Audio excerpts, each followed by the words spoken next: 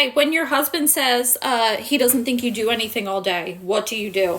Because last night I about rolled him out the back door. I can't say what I want to say. So today I did nothing. Absolutely nothing. Because I'm going to prove what nothing looks like.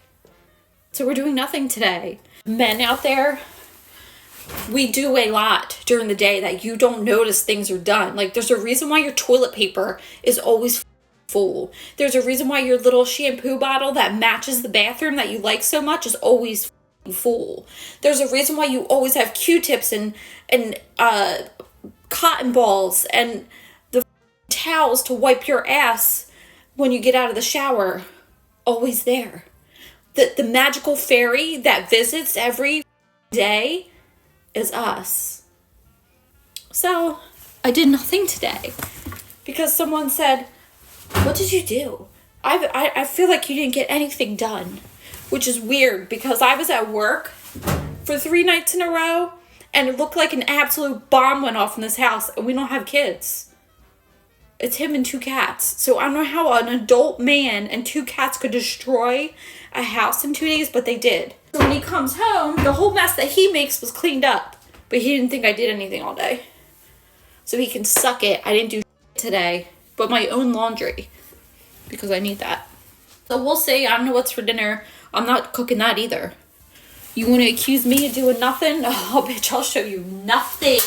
Absolutely nothing. This response is a masterclass in proving a point without saying much. Sometimes the best way to show just how much you do is to let the absence of your effort speak for itself. It's one of those, oh, you don't notice what I do? Then let's see how you like nothing getting done. You can practically feel the silent mic drop at the end. A group of girls and I are part of an ongoing criminal case that involves our high schools and ourselves when we were minors. So I'm going to do a story time about it because I think it's important for you to know that things like these happen.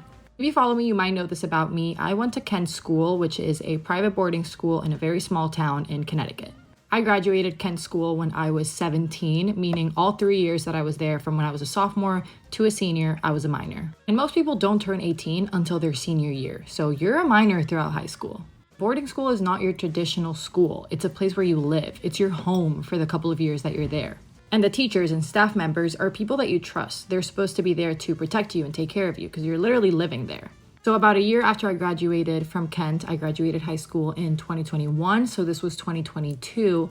Me and about 30 or 40 other girls, we got an email from Kent letting us know that one of the staff members that worked at the IT department had accessed our information, specifically our pictures, so our camera roll, and had transferred all of that to his personal computer.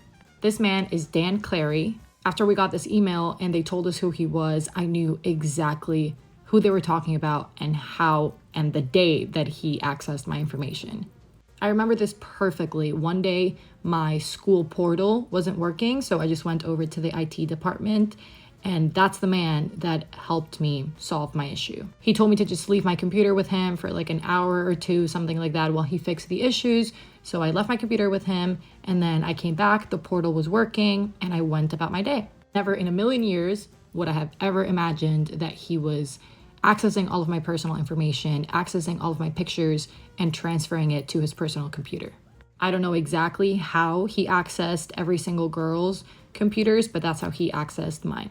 We're talking about a 30 or 40-year-old grown man transferring pictures of 14, 15, 16-year-old girls for his personal use.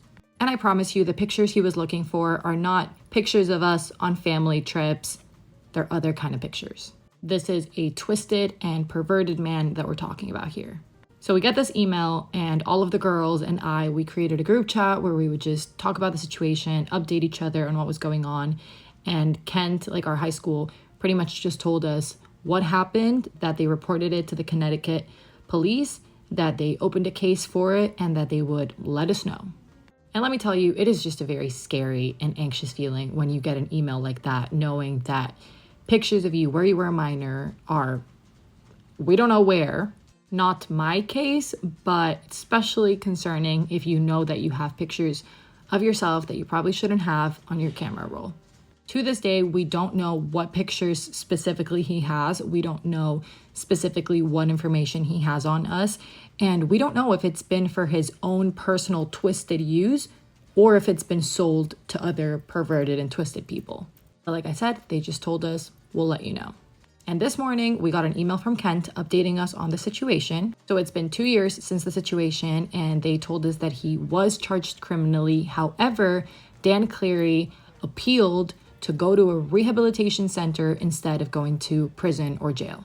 And the worst part is that the court is actually considering it. So there's another trial October 30th to determine whether he's going to go to rehab or whether he's going to go to jail or prison.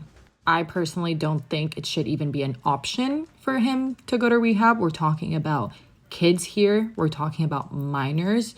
We're talking about a perverted man that should be put away because otherwise he might do the same thing to other people. Not only that, but about a month ago or so, I got a very scary, threatening email from user 12345@gmail.com, but it was addressed to Kent's street address, and it was a PDF file with a very long letter threatening me if I didn't send them money. And they said that they had my phone number, my email, and that they know where I live, which was my school's address. So it's clearly a scam, because if you actually know anything about me, you know that I don't live at boarding school anymore and that I graduated in 2021. But first of all, it's always just a very scary feeling and anxious thing to get. A threat from somebody online is very scary always, whether it's a scam or not. But the point is that that's information, like my personal email, phone number, things like that. That's information that they got from Kent's system, software, whatever. So they have not done a pretty good job at keeping our information safe. So obviously everything regarding the case is Dan Cleary's fault and he's the one to blame. But this other email and the fact that all of our information is still out there, I don't know if it's related, if that means that he did in fact sell our information, or if the school has just been doing a very job at protecting our information. I called the school to tell them like, hey, I got this email, and it's not just me. Other girls also got that same email because we were talking about it in the group chat. So it's not just me, it's definitely something relating the school and relating us girls that went there. And they were pretty dismissive. They were just like, it's spam, ignore it, but we don't even have your information because you graduated more than 2 years ago. And I was like, well, I still get emails from you guys, and I still get text messages for reunions and donations. So you guys still have my information. So that's BS. So that's the story time on how this man abused his authority and power by being a staff member at our school, how he invaded our privacy, and how he took advantage by transferring all of these pictures, which we don't know if some of them are appropriate, some of them are inappropriate, from minors to his personal devices. We're still waiting to see what happens criminally and just like in terms of the case.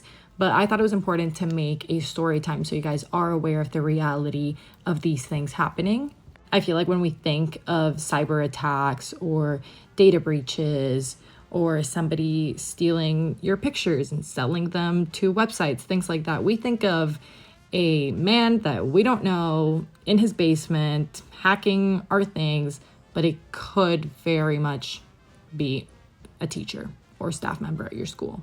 So especially if you're a girl, if you're a minor girl, but any age, just be careful, okay? With the types of pictures that you take of yourself, with the type of information that you have on your devices, you never, ever really know if it's safe.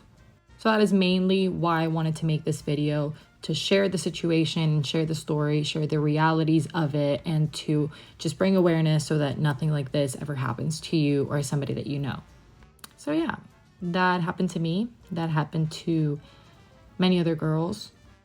And I just hope you never have to experience that feeling of getting that email telling you that you're a part of something like this. So just be careful. That's all that I'm saying here. This video discusses a serious situation involving privacy concerns at a boarding school, where a trusted staff member accessed students' personal data without their consent. The person affected shares her experience to raise awareness, especially for young people, about protecting personal information. It's a reminder that we should all be mindful of what we share and store digitally, even in environments we trust. This story underscores the importance of safeguarding personal data and ensuring appropriate behaviors are upheld in educational spaces.